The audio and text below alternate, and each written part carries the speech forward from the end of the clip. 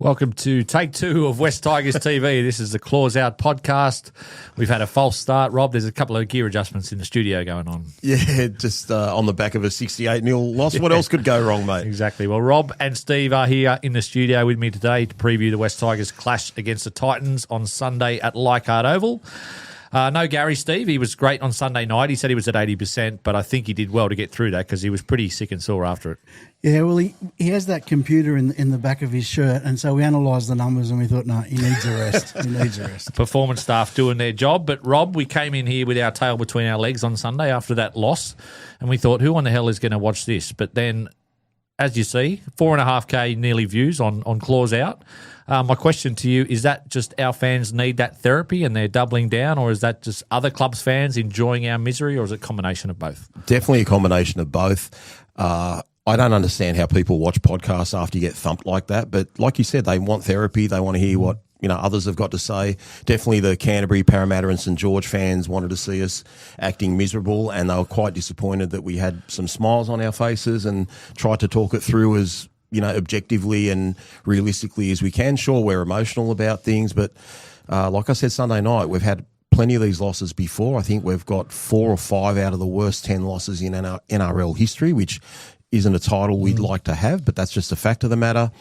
We dusted off. We've got a new team this week. We've got a game to go get, and we just have to get back these 2 points on Sunday. Steve, we had over 100 YouTube comments, and we like to try and interact with our fans and also our haters. And I'm going to read out a couple of the positive and negative comments from Sunday. Probably spend the first 10 minutes on that, and then we'll read out both teams. But Stuart Beard sent us a lovely post about what we do, but some of the other positive comments and your reaction to that? Yeah, well, we get a stack of feedback, it's quite spirited sometimes, and telling us how to do it and what to think. That's all right. It's good.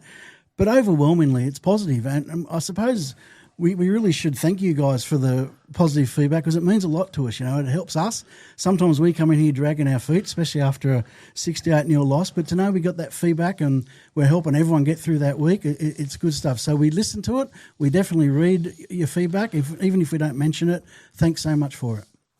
We're just like the fans at home, Rob. We don't always get it out, get it right on here, but we come in here after the game and do our best, and sometimes we're a little bit emotional or down or up, and sometimes we're accused of being too positive.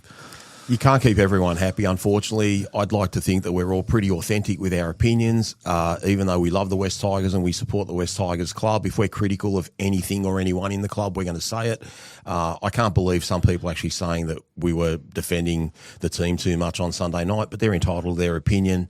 Like I said, I laugh at those supporters that are below us on the ladder giving us grief, considering we've beaten 2 of those teams and the 3rd team we haven't played yet. But yeah, look, it's good to have the interaction, and they're great for the algorithm, obviously. So, just keep the feedback coming in, and I'm glad we're being entertaining to everyone out there. Absolutely. Well, the niceties are over now. A couple of the negative comments on YouTube, or constructive comments, I'll call them, Steve, on Sunday night. I'll read out a few of them, and I apologise if I get the YouTube name wrong of the people who sent this in. But Insight Legacy, he said, I get we have injuries, but so do other teams. Not getting beat, they're not getting beat by 40+. Pure excuses.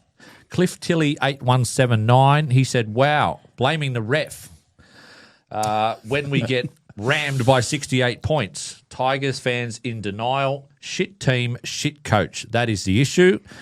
And Kano 0567, so 68-0, and it's all smiles and just accepted. Part of the problem, Tigers settle for rubbish. Look, I don't know. I don't know what these guys listen to or watch, really. Firstly, we didn't blame the ref for the loss, and I was probably the most outspoken about the referee. My point, and I'll say it again, was that we lost 68-0 and we were terrible. But that first 15 minutes was totally formulated by the way the referee reffed the game. That was my point, that we seem to more often than not run out in the field and get hammered with the 6 agains and penalties early in the game. And that has an impact on the game. We don't know what would have happened if that had been the other way around. Maybe nothing. Maybe we'd got 2 tries early, up 12-0, got a bit of stiffness in our attitude and gone on with it. Who knows? We'll never know that. We were horrible. We were undeniably horrible. But the ref wasn't great. Did we make too many excuses for the boys on Sunday? I don't know what I don't know if it's excuses, if it's reasons. I try and look at it this way. If we've got weak links in the team, it's going to make everyone look bad. So if you don't want us to defend the team, I would say the criticism should be we don't have enough depth in our roster. So if you want to be critical of our club, why did we sign certain players that clearly aren't up to it, like a Mav guy? Like, why did we bring him across? And some people might say, well, there was no one available. Well, if no one's available, don't get someone that can't play. Okay, and he's named again on the bench this week. So we can be critical in that way, but I can't justify, guys from Cup trying to replace players like Alex Twoll, who plays 70 to 80 minutes, and we don't get the same quality, and then we need two guys to try and actually fill in his minutes. And I would challenge anyone to take a Samuela, a Twoll, and obviously we've got them back now, but in the past, Appy Coruscant, Jareem Buller, Taylor May, these guys out of their team, the best sort of players, and see how you fare. So if we had adequate replacements, we wouldn't lose by 68. But the reality is our roster is poor. And it's not the 68-0 that hurts me, Eddie and Steve. What hurts me the most is the realisation that we have no backup. And it's actually hard to field 17 players when you've got a stack of injuries. And we've probably put out the best team we can this week, which we'll talk about shortly. But again, when you see a couple of guys there on the bench, particularly Gaia, I'd like to think that was just a really poor game from Murray. I had a lot of belief in Murray at the start of the year, given what I saw in the trial. That was just so substandard from him. So I don't mind the fact he gets a second chance. But yeah, it's looking for 2027. Not that this season's over.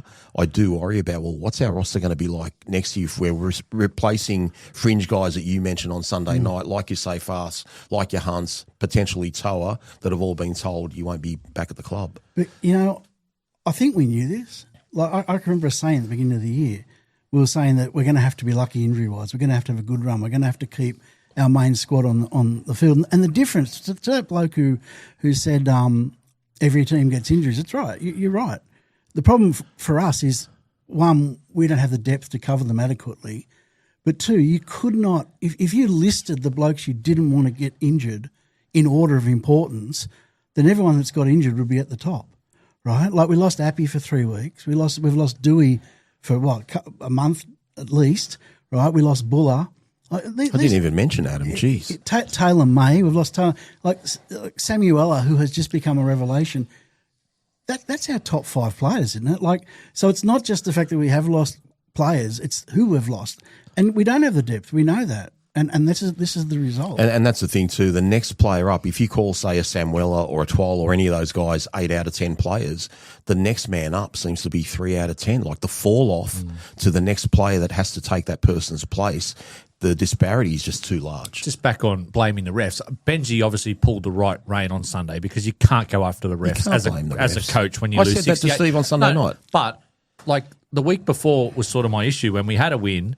And he was quite saying, well, we got some lucky calls, whereas Serraldo for a month has just continued to hammer the referees. And I thought he got his reward yesterday because they got a couple of dubious ones. Or is Benji in a tricky situation? Because when you're a club down the bottom for a number of years, do you have to be a little bit selective if you do think you are getting a rough call most weeks in the early stages of the game? I wouldn't think Benji has a tactic when he goes into a press conference about how he approaches referees or not. I think Benji just acts like himself and says what he feels at the time. There's nothing that's fake about any of the comments Benji says. I agree with what you're saying. Look, Atkins is a Penrith life member, mate. Like, he's a Penrith referee. Like, that's his club. And that's how he always referees against us, whether it's Penrith, whether it's Parramatta, whether it's the Roosters, like the clubs his dad played for. We always cop it like that. But you can't blame 68-0 on a ref. No, you can't. And I just want to reiterate that again. I'm with you, right? Yeah. All I'm saying is the game could have been very different had we been refereed the same as I believe they were refereed. I don't usually say that. I don't like saying that. I don't like blaming the ref. I like to focus on what we can change. But I was just fed up on Sunday night because it just happens so often. Yeah, I'll go further on our team, guys. You know what's actually making me really upset is all the glorification of Penrith. It's actually driving me crazy. I know they've only lost 1 game this year. I know they've won 4 out of 5 premierships. What, you're saying they're not going to win the comp? I'm not saying they're not going to win the comp. They might not win the comp. I don't think they're over the line. No way they're over the line to win the comp. It's a 50-50 game on a one-off game. Yeah. We saw this in the COVID year when Melbourne was destroying everyone. I think Penrith won their first comp. What bothers me is we made them look better than they played. Some of their backline movements were crab-like. They were sideways. It's just our absolute poor execution of defensive skill made them look better than it was. There were 2 tries from dummy half we spoke about. They're good, don't get me wrong. And I will praise them on one thing. They're actually quite humble, like, after the game. Like, they weren't, rubbing it in our face or anything like that. But they got no resistance, Eddie. And I tell you now, if Twal, Buller and Coruscant weren't there against Canterbury the week before, I guarantee you Canterbury win by 30 to 50. And you know what? I reckon we didn't probably say this enough on the other night. The real concern for me, and I've been brooding on it the last couple of days, it's not like we've lost 4 out of 5. We've been smashed. Like, I don't care who puts the jersey on, right?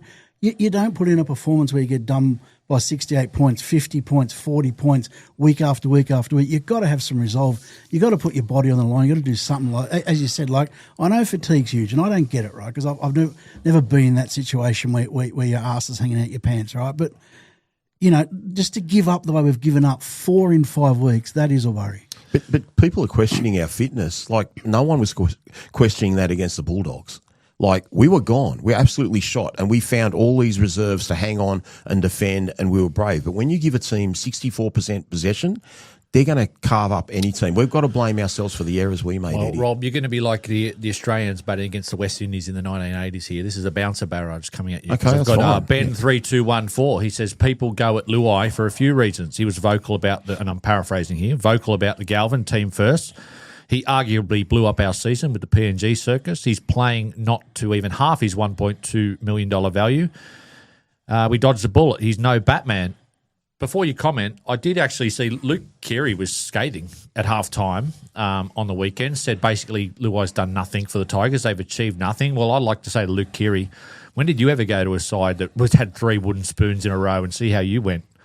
No, exactly right. I actually generally respect Luke Keary's comments. I think he's been a breath of fresh air in terms of a new voice, and he's actually quite practical with his comments. Luke Keary can go and get stuffed. Okay, he hasn't got a fucking clue. Would he have? What do you want Luai to do? Go take a hit up? Like, you're getting absolutely towed by a pack that is just getting dominated.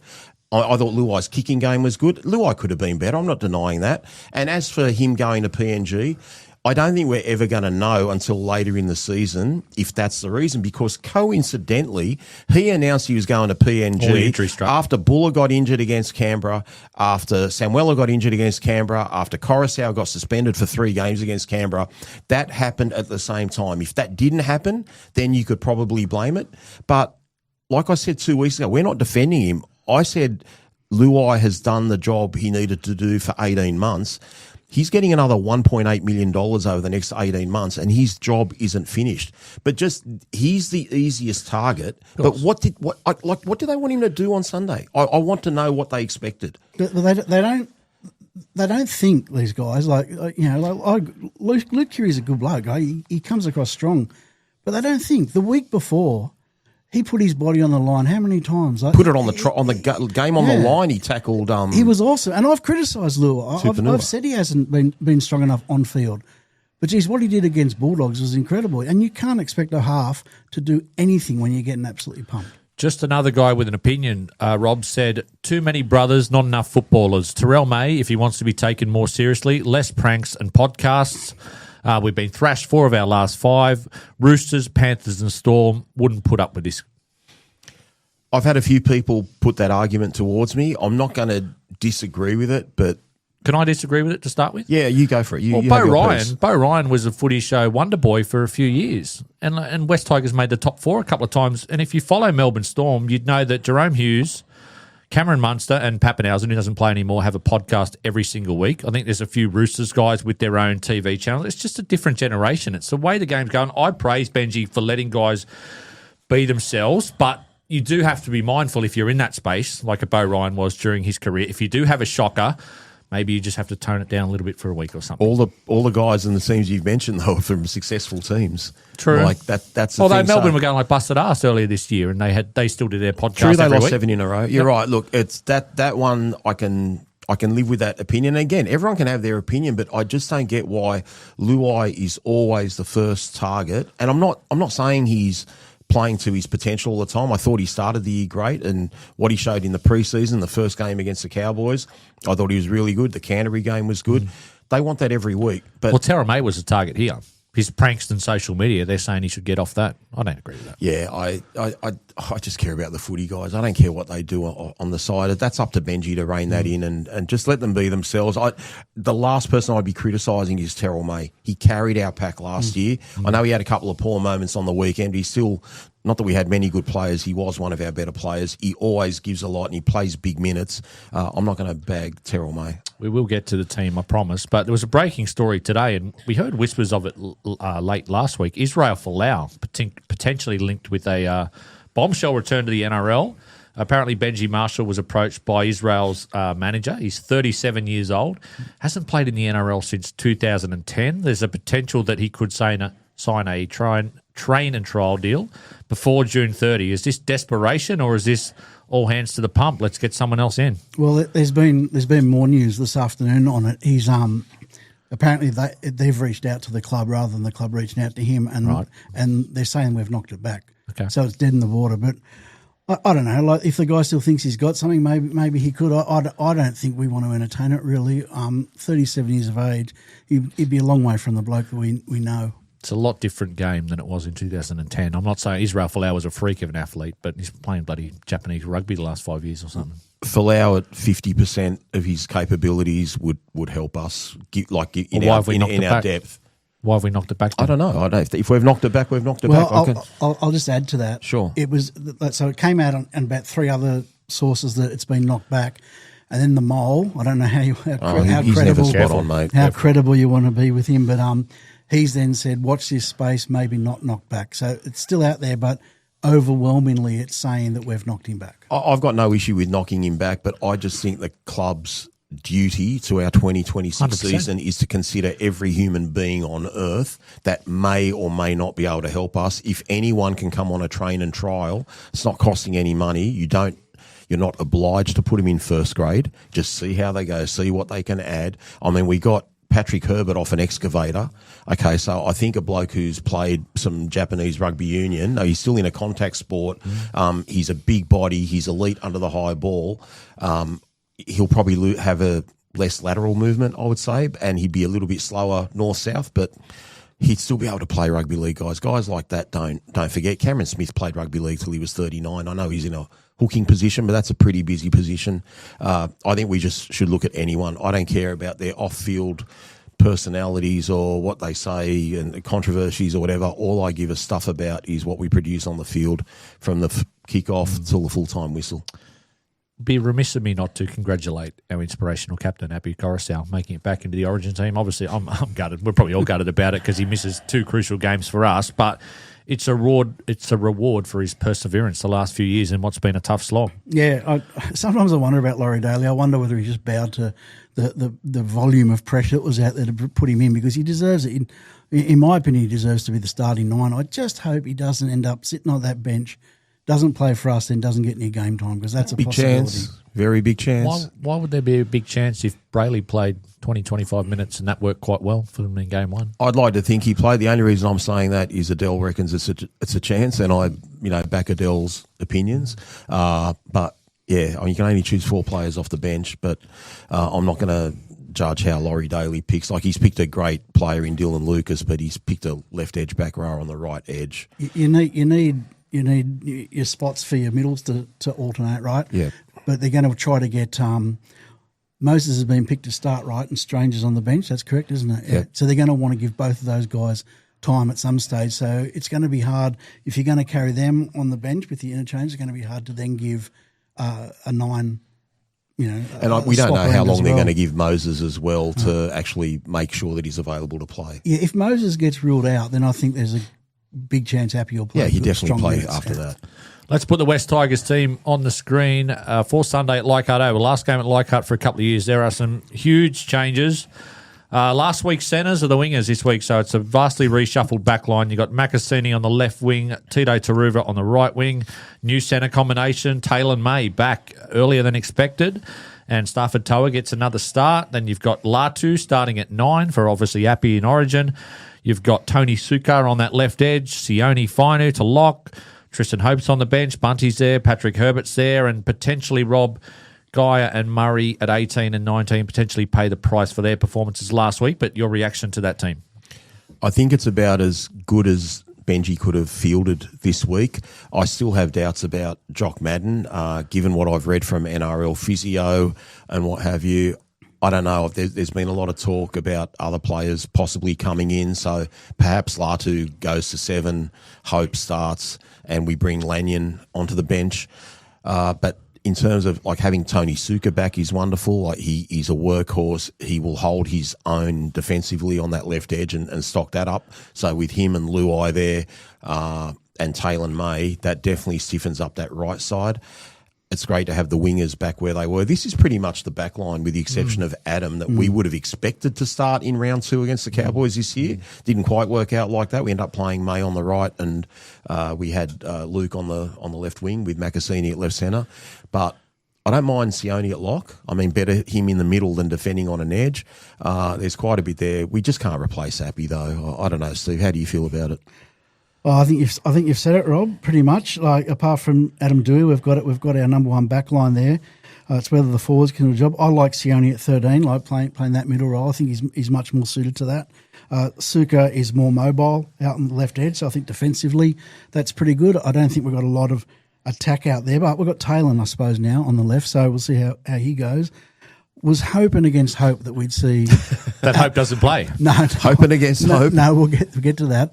I was hoping against hope that we'd see Adam Dewey back early. Oh, okay. As opposed, I'm really pleased we got Taylor, and I was more surprised, but love to see Adam Dewey back at halfback. But and as far as Tristan goes, mate, pass the ball. Keep it simple. Pass the ball. That hooking role, Latu at 9, you'd expect. I don't see even if. Lanyon? Even if Madden doesn't play, maybe the young fella at 22, I have to get his name up here because Josesi Lanyon, I'm sorry if I got that wrong, but I'm not aware of him. But he's a backup hooker, apparently, so that could potentially be the reshuffle if Jock Madden doesn't play Latu into the halves and Hope shares the duties with the young fella. The whispers I heard yesterday was that he was actually going to be playing, so I can't imagine Maverick Guy getting a run. Sorry, boys. Even Charlie to that extent, given what they produced on Sunday. So we'll see what Benji comes up with. But yeah, no Royce Hunt on the bench. Takes off a bit of impact there as well. It's all or nothing. This team. This to me looks like a lineup where we're just going all in, and if we win, we win, and if we lose, we'll let the season blow up. I think he's put all the marbles out there, and yeah, playing Taylor May so soon after his injury, like obviously they're not going to risk him if he's not 100%, you would think, but it does reek a little bit of desperation. As Adel would say, have faith in the performance staff, but like Taylor, which I do. Taylor May, I think he loves Leichhardt Oval. He's had blinders at Leichhardt over the last 4 times he's played there. I think he's scored every time. It makes that back line a lot more formidable and solid with him there and Taruva back to a wing.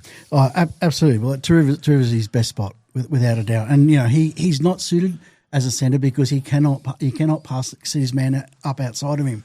The thing with Taylor, we can't expect too much, right? First game back after a layoff, he's going to be, he won't be at his absolute best. He'll do a job. But what it does give the defensive line another person they've got to watch, right? It's an attacking option we've got, so they're going to have to hold their line against him, which means there may be gaps elsewhere in the defensive line. So it's absolutely a bonus for us. Macassini, fair to say, is still waiting for a breakout game. I'm not sure if that's unfair. Maybe that's based on the trial, but I'd like to see him get over the line and get some confidence because he's trying hard, but he hasn't stood out, has he? Because the boom raps were there. Correct. If Taylor didn't get injured in our first game of the year, I think Macassini would have been on the wing all year. He was forced to play a lot of centre. He's only a kid. His body's still getting used to the NRL. I think even if he was going gangbusters on the wing and there were no injuries for the rest of the team, that at some stage we would have had to give him a break and rest him a little bit.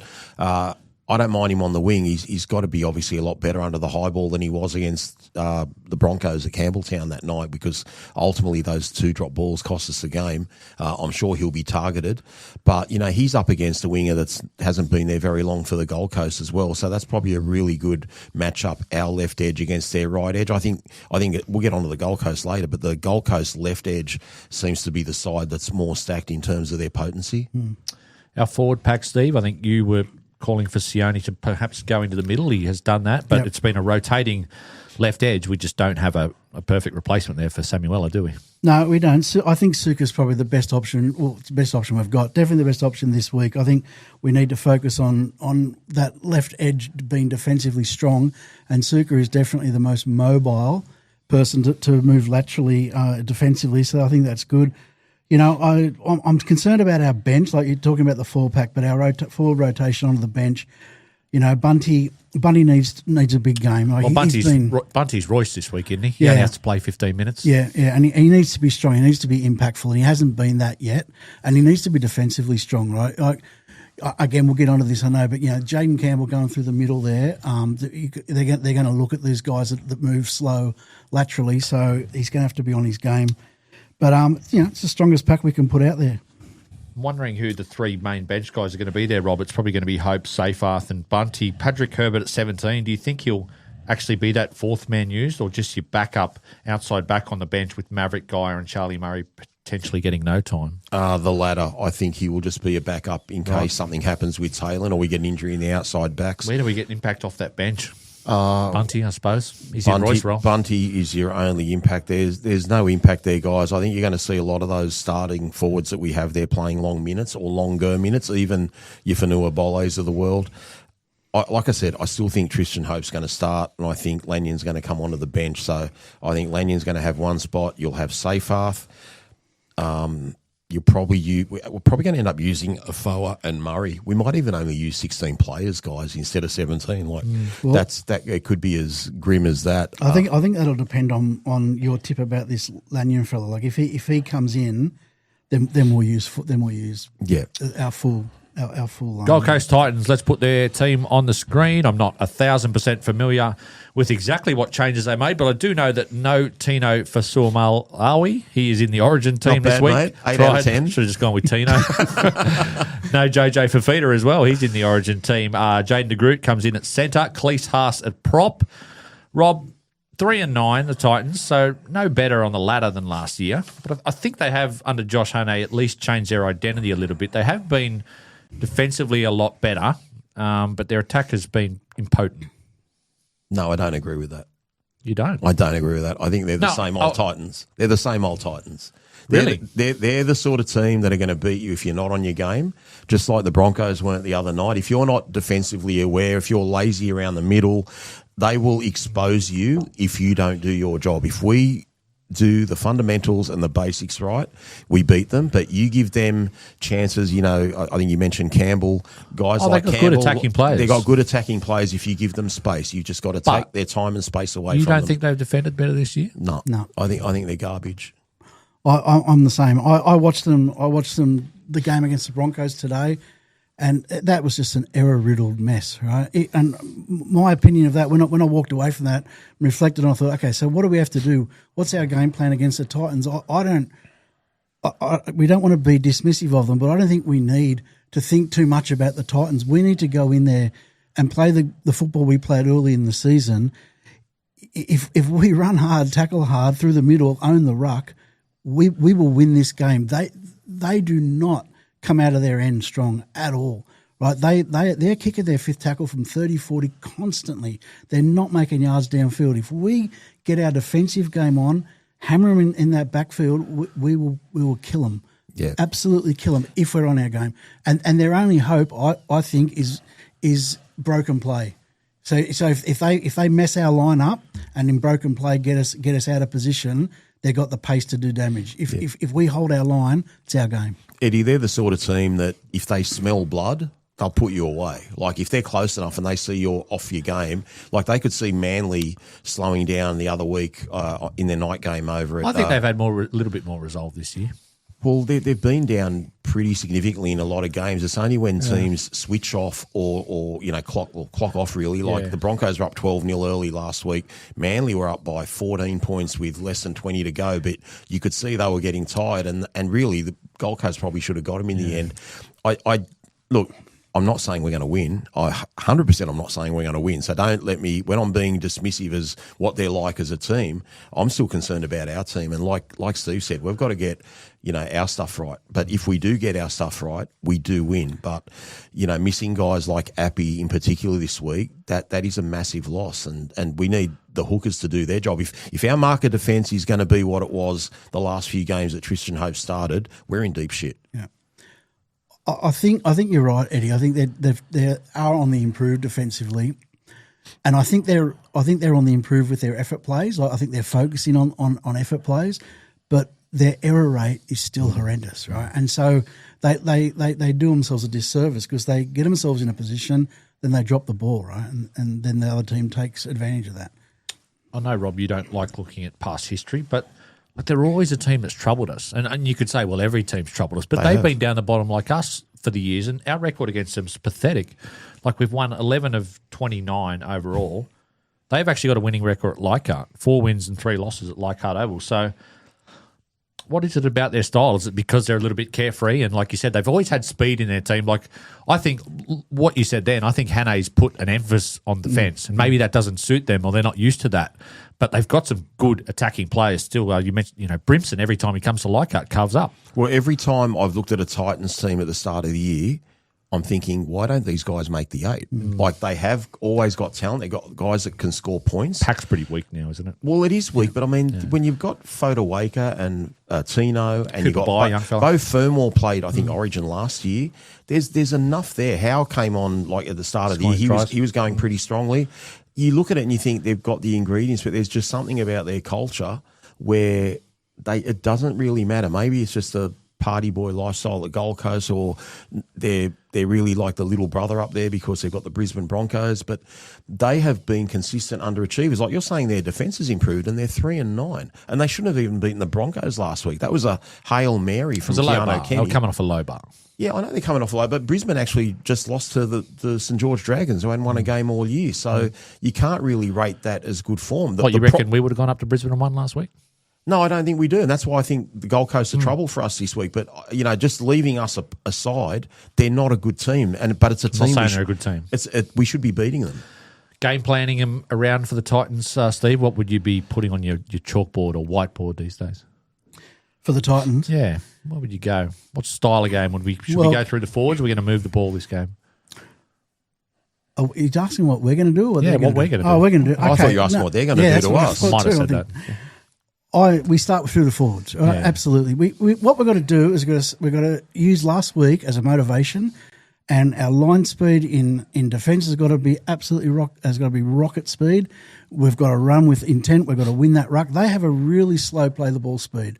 Right? They are slow in the ruck, so we've got to own that ruck. It's going to be difficult without Appy, but we've got to try to get that forward momentum. Like their front row, Fukuoka and Haas was really good. Actually, had some very strong carries last week. So it's not going to be just turn up and win. We've got to earn the right. But then we've got our left edge, mate. We've got our left edge back. So once we get that ruck sorted, use the left edge. And I'll tell you the other one is Keeney, the fullback. I reckon we've got to do the midfield, the middle of the field bomb with Bullock coming through the centre of the field and put pressure on Keeney. He dropped a couple of balls last week. Yep. Goes without saying, Rob, but we've got to start well. Like the first 15 minutes of the game, it's just we can't concede those 6 agains. We can't complete at 50% like we did last week. It's got to be an 80-minute performance, Eddie. I don't know, beginning, end, whatever. We've just got to win this game. Like Steve said, I think we've got to dominate in the forwards. We've got to promote a bit of second phase. I think the strength of both teams is our left edge. Okay, like with us, obviously, we've got, Luai, we'll have Buller chiming in. We've got Taylor May. We'll have Macassini on that left wing. For them, they're stacked on the left with Beau Fermor, with AJ Brimson, with Philip Sammy, who got a couple of tries last week. But I think their right side is quite inexperienced. You've got De Groot there in the centres, who has played a little bit there, but the Gold Coast are inundated with fullbacks, so they've had to put all their fullbacks everywhere with De Groot, Brimson, Kenny. Like someone had to go play somewhere else. Their wingers pretty inexperienced. Howe's form has gone down the last few weeks. He can actually be caught out a little bit defensively. So I think both teams are going to be targeting the other team's right side. I noticed in last week's game both their edges collapsed pretty easily. So if we get Luai and Madden or whoever is playing halfback, both going left and right and give them that extra man on either side, I think we can get around them. Steve mentioned Kinney before. I think our kick chase has been pretty good with little fundamentals this year, but I remember a game earlier this year against Parramatta. If you present a broken line to him, he can go straight through you. Him and Preston Campbell and AJ Brimson. Jaden Campbell, I should say. Yeah, they're all masters of broken field play. We've just got to keep it safe and sound and fundamental and play for 80 minutes. And it's the sort of game too, Eddie, if one of the teams is up by 18 points, I don't think it's a big enough lead. Yeah, it's not over. You just know it's never over. But I do stand corrected. I'm pretty sure we've beaten the Titans twice the last two times at Leichhardt. I know we beat them last year with the field goal, but we beat them either the year before or the year before. Yeah, ravaged, injury ravaged. When we had the youngest team ever that we'd put out there. It was a Saturday afternoon. Yep. It was a game that looked like the Gold Coast were going to towel us up in. We were on a 10-game losing streak. Yeah, and we got a win there. So hopefully we can send Leichhardt out a winner before the renovations kick in. But this is our grand final again. Our grand final was against Canterbury, but it's again this week. But surely, guys, after last week, there's going to be a response. Surely. Yeah, they've got to be absolutely so agitated and just can't wait to get out there. And I think you just said it, Eddie. That's what's so important, the start. If we start slow, right, it's going to get in our heads and we're going to be in trouble. We need to start fast. Gold Coast halves, you mentioned Jaden Campbell. He's probably their threat in the halves. Young Zane Harrison is a rookie. I don't know a whole lot about him. He has played about the last month for them, but he's got ahead of Lachlan Ilias, so he must be doing something right there. Yeah, they're travelling okay. They're in games, but there's just a soft underbelly about the Titans. Where what do you want to see from our halves? Stuff there, halves. What do you want to see from Jock and Jerome this week? I really don't think Jock's going to be there. But if Jock is there, I want to see a better kicking game than what he did last week. I want to see kicks to the corner. I'd rather see Jerome Luai take a little bit more control of the kicking. If Latu does play, Latu does have a big boot and he's got pretty high IQ. So I want Latu to kick well if he gets that choice out there.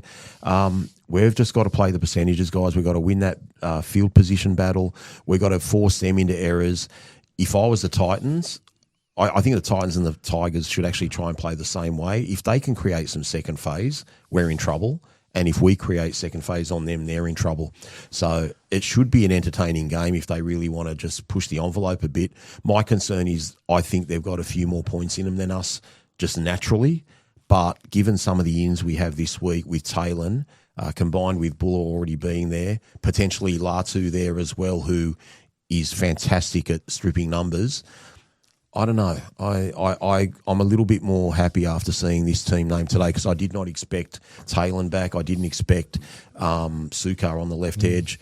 I actually thought the Gold Coast were absolute morals. They still might win, but yeah, I don't think they've got more points in them than us if we get back to what we can do defensively. And I think we're pretty close with the team we're putting out to be able to do that. Not having Appy in the middle and Toll in the middle driving that line speed is still a concern. But you mentioned about the halves. I'll just say it again. I want to see him go left and right. I really do. We've got Taylor on the left. We've got Strathfield on the right. Both of them can beat a man. Both of them can use space well. If we get our halves going left and right, giving that extra play and getting the ball out wide with a bit of space, I think we can get round them. Is there a side you think it might be easier to get round them, going back to our left with Taylor there? Or perhaps we've got to go. No Samuela? Definitely, because pretty much everyone except Sukar is a threat on that left. Like Jerome does possess a good step. We saw him, break Galvin's ankles the other week, so he can produce it. We saw what Taylor May did against Melbourne in a heavy loss. I think Taylor May was unstoppable that day in Melbourne. He was actually the shining crown in that performance. So Taylor can do anything, but like Steve said, we can't just expect him to, jump back in and be as good as he is normally. I'm just concerned, Steve, why do we have to have a 68-point loss and have a bounce-back factor? Why can't the guys get up every week? So, for example, if we do win this week, does that mean we just take it easy next week knowing we're playing the Dolphins? Why can't we be up and ready to produce a performance for our home fans instead of getting bashed up 68-0? But Yeah, well. that's our perennial problem, isn't it? That's the great unsolved mystery. But of the does that West just come Tigers. down to lack of quality overall? That you can't, like, Yeah, maybe they are up and they just don't have the quality to compete Yeah, well, once they get behind. that comes it's back. gone. That comes back to that debate we had the other night. About did we lose? Should we accept the loss because we had 5 players? No out? one should accept the loss by 68. That's right. Yeah. That's right. And I think they will be up for it. But I'm with you. We've been saying this for years. Why can't we have 1, 2, 3, 4, 5 good performances back to back to back to back to back?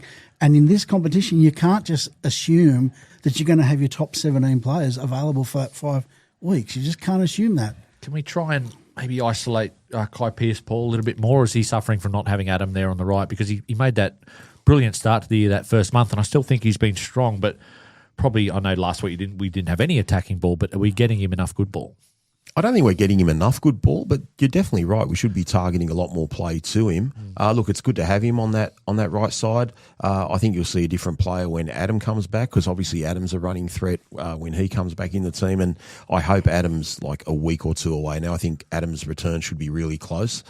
There's lots of things Benji can do, but when you get beaten up 68-0, I don't think Benji's going to be worrying about too many, expansive plays. I think he's going to just wanting us to defend properly, good kick chase, keep it down their end, force them into error. And, as a crowd, as a fan base, even though we're critical of players and games and what we do, as fans, our job's to get out there Sunday and just support the team. Go back to the week before against Canterbury and look at the way Kai Pearce-Paul played. When we had a bit of domination and decent ball, we used Kai Pearce-Paul beautifully. We scored one try off him, and did we get a second off him? But there was definitely one. He was used beautifully on that. But I think we need to be going forward to give him the opportunity, really. Battle of the forwards. One thing that's been a big problem when Appy hasn't played is that middle defence. And last week, Appy was there, ironically, but some of those tries from out of dummy half were pathetic. And I mean, it's not Justin Pascoe playing at 9, but it's someone Pascoe playing for the Gold Coast. I wish it was Justin Pascoe, but he's got a bit of spark about him, Rob. He's a running threat. The sad part is the way we played last Sunday. Justin Pascoe might have even got a try from dummy half. Mate, if you don't laugh, you just go crazy, honestly. We've had so many Some of good these young players. losses. That Cooper Bye, he's a bloody man mountain. You've got to be wary of him close to the line. Yeah, but I think they're the sort of team, if you give them a little bit of hope, they'll grow a leg, the Gold Coast. So you're probably right. We do have to start well, just get on top of them. And, like you said, for our confidence, we can actually play a little bit more conservative if we are ahead. When we chase points, we saw what happened the other day. You're down 12-0 and Taruva throws a shocking forward pass, which is very uncharacteristic of him. He's one of our best players. Look, if our defensive line gets out of shape, they will beat us because they've got the players to do it. If our defensive line presents a wall and has fast line speed and pressures them, we will win this game. It's that simple, right? They're not South Sydney, who've got a dynamic left edge that can just break you open at any moment like that. They will take advantage of our mistakes and our poor play. If we play at our best, they are not going to win the game. All right, Rob, you've got about 30 seconds to think about it. Question without notice because it's the Mirko matchup of the round. Ooh. Looking to transform your home without the stress. At Mirko Renovations, we don't just renovate, we bring your vision to life. Whether it's a modern kitchen, luxury bathroom, or a full home makeover, our team delivers high-quality craftsmanship with attention to every detail. Mirko Renovations handles it all. The obvious matchup of the fullbacks, but I'm actually going to say AJ Brimson versus Stafford Toa. This is a defining game for Stafford Toa. If he doesn't produce the game that we need, particularly defensively, although Brimson's a wonderful footballer, he's a makeshift centre, whether we like it or not. So that is key to us because he needs to, stock up that right edge.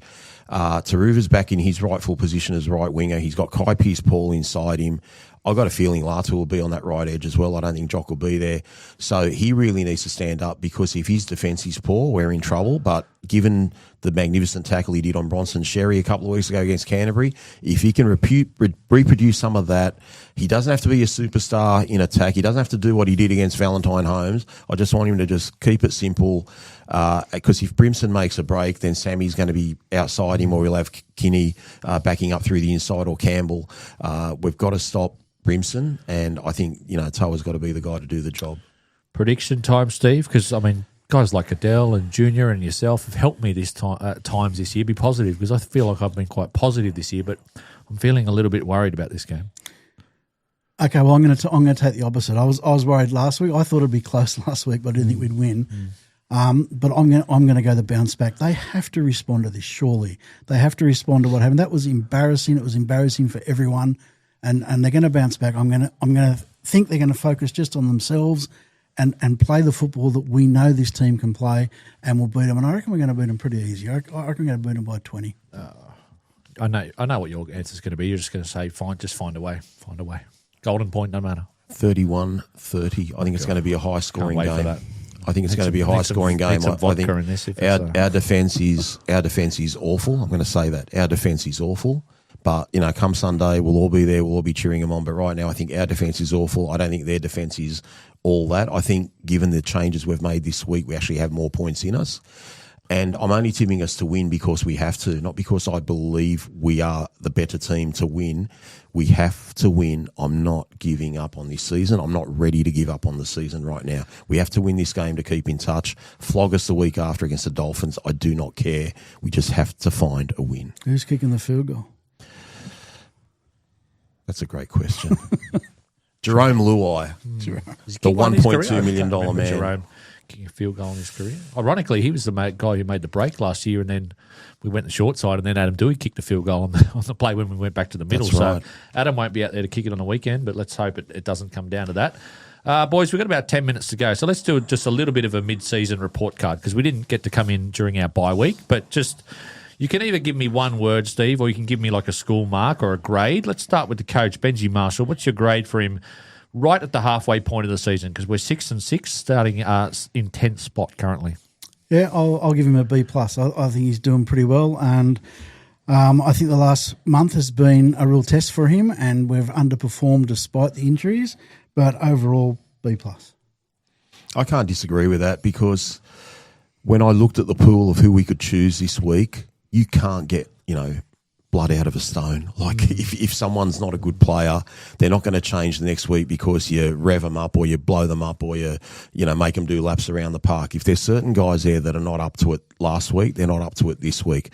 What I would have liked to have reserved judgment as to how he handles a potential loss this week or a potential loss next week, because it's got to be hard being the head coach and then knowing you've got a couple of guys that are out that are irreplaceable, and more importantly, that you don't have the depth. Now, the depth factor, that could be partly due to Benji or some of the recruitment team not having that there, but the well's empty. And I don't think in our worst dreams, or worst nightmares, I should say, we ever expected this many injuries to so many great players in our squad. Like, no offence to some of these other players, but we probably could have copped a Skelton injury or a Fanua Bolle injury, and we've copped a Sione Fainu injury. But when it's your best players, your hooker, your halfback, your fullback, your star centre, your strike back rower, it's hard. It's just hard to overcome that.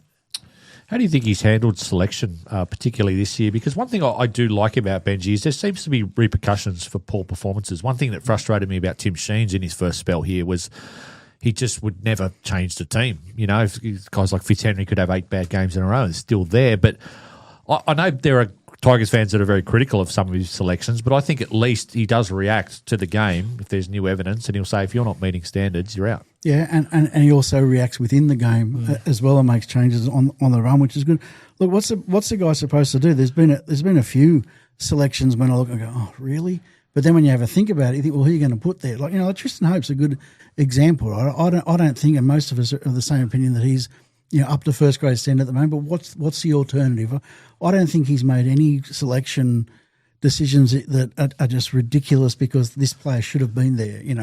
The only ones he's made that we question are ones that we're running out of players. Come on, Rob, you could think of some selection howlers. How's he handled selection this year? No, look, it's been fine. Firstly, I don't care who the coach is. They're not going to get every selection right. No, and they're certainly not going to listen to blokes like us in the lounge room. No. I think I would have questioned some of the non-selections of Skelton at time. But other than that, we spoke to him, we've mentioned it 1,000 times. We spoke to him at Concord, privately and before the first game. And, when I mentioned Charlie Murray, I thought Charlie Murray was a shoo-in to get on that bench spot in the first game. And you could just see from Benji's demeanour that, I don't think I'm going to pick him. And given what he produced last Sunday, he was probably correct. But I got more faith in Charlie Murray than maybe Charlie Murray does. I don't know, because I really liked what I saw in the preseason from him. But he seems to know his players better than anyone. I'm not happy with the Mav Gaia stuff. We were wondering why he held off Bunty Afoa all year. Well, we found out when he played him against Melbourne. So what's he supposed to do if, like, the guy that you've got there isn't doing the job? So all you can question is his recruitment of those players. That you can question. But in terms of his selections, I think he's done a pretty good job overall. And who are we when we're not inside the four walls at Concord? But let's flip that. Let's flip that for a minute. Look at the way he's handled Luke Laulili. Look at the way he's handled Tavana. Look at the way he's handled Macassini. I think he's brought them up and given them a break, taken them back to reserve grade at the absolute perfect times. I don't think you could question it. I'll tell you two that I struggle with. One is his seeming obsession with Heath Mason. Like, I do not like the fact that I don't know if it's an obsession. He hasn't played every week. No, but this is what's happened now, right? This is why I'm saying it's an obsession. Adhard has been dropped back to flag so that Mason can get time at fullback in reserve grade in case he has to come up again, right?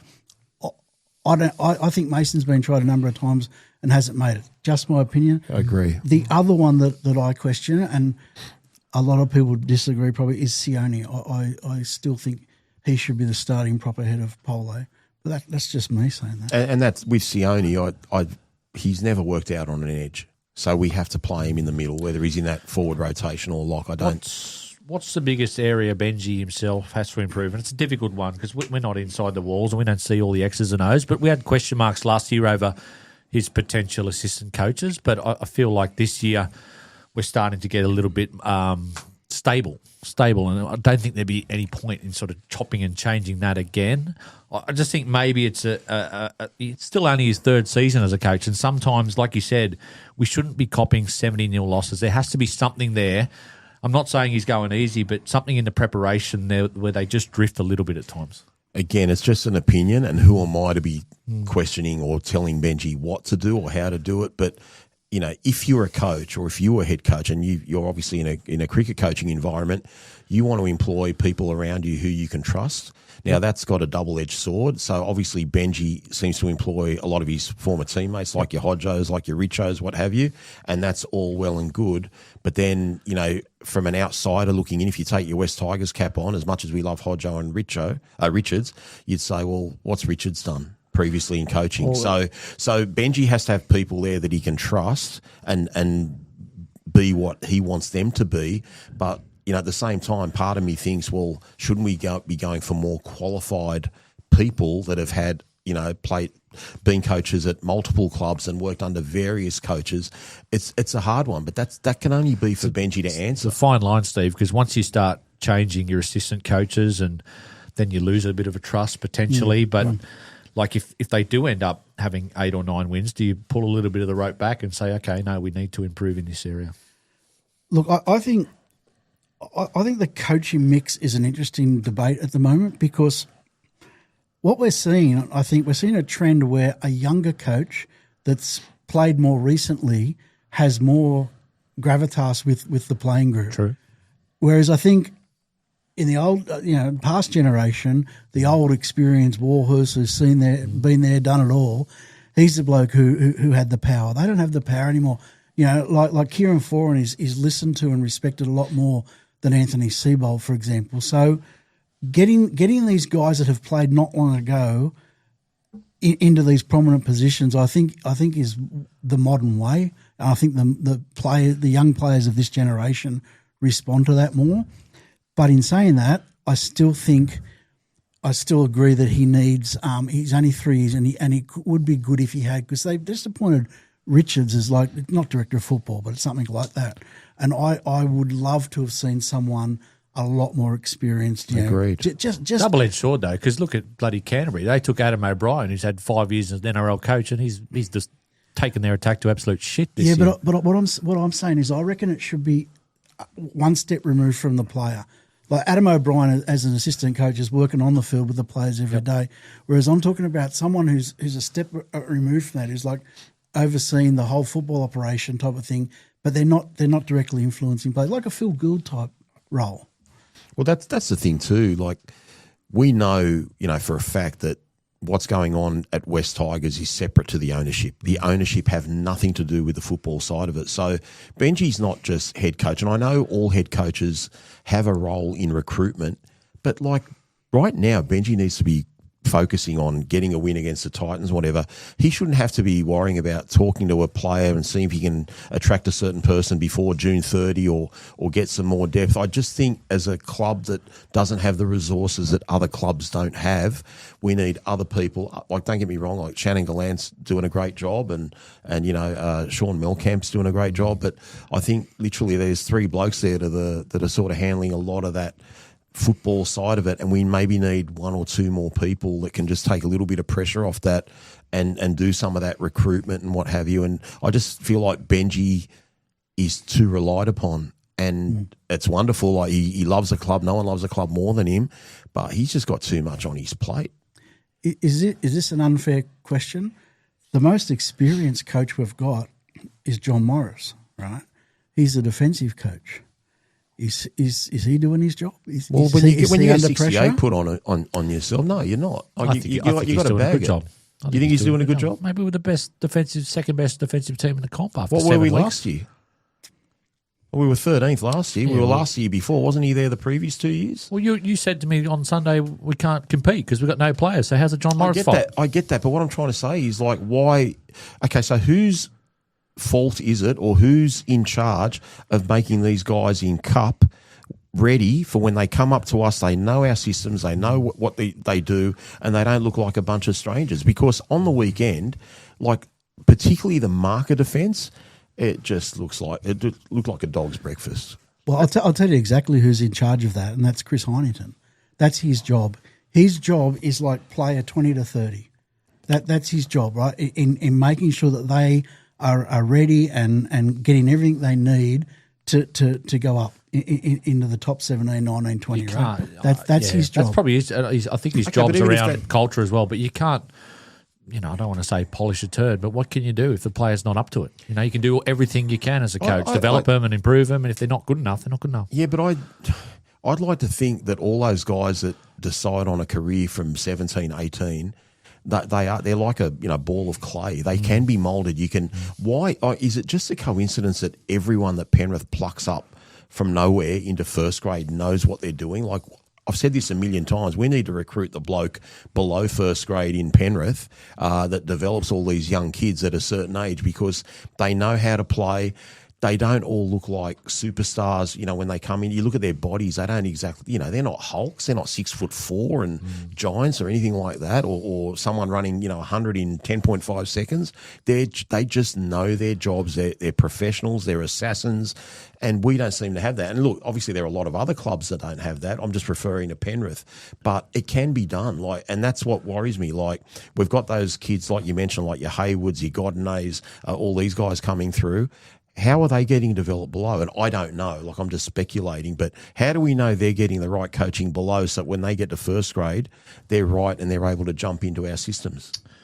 Let's do just one word answer, Steve. Who's been our best player at halfway point 2026? It's a great question. Well, it is a good question, but I just went to the fact that who's the bloke we miss the most? It's Appy.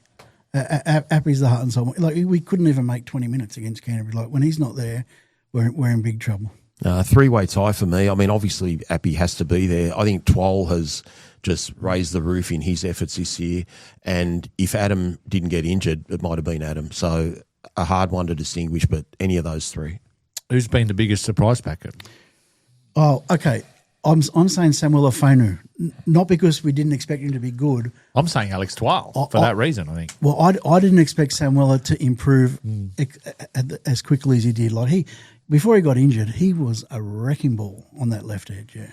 No, too many for me. Well, both second rowers. I didn't think Kai Pearce-Paul. I thought he was going to be a dud signing. Kai Pearce-Paul's been a fantastic signing.